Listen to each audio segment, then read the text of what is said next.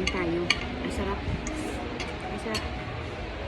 Ang tawag dito, ang sarap magkutsara tinidor pag tuyo ang ulam mo. Hirap na hirap ako. Ayan, tuyo. Nahirapan ako, of course, with sili.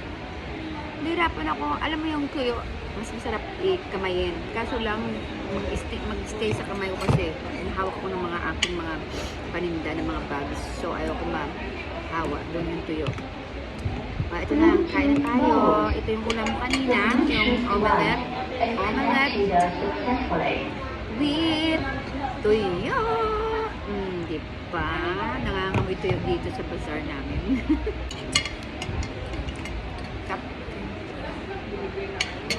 Kap. May kasama pala akong yung ulam ko. Chikyom. In-order ko sa kaibigan ko. May ano silang. Kap ulam ko. Omelette, tuyo, and tikyan. Weird, no? Kasi ako pag kumakain ako, kailangan na. Ayun. Ang gawin. Yung assorted, maraming choices. Ano yun? Hindi na ako bumili ng pagkain sa masyado.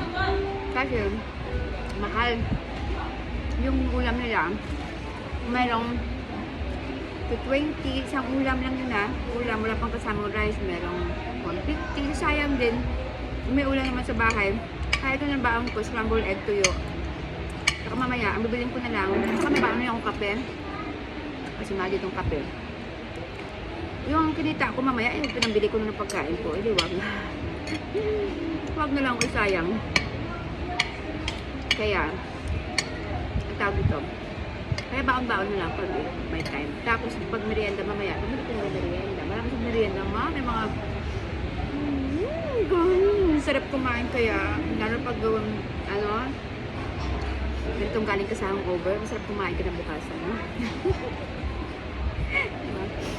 Kain kuya. Sige na. Okay na. Okay na. Babayin mo na. Bye.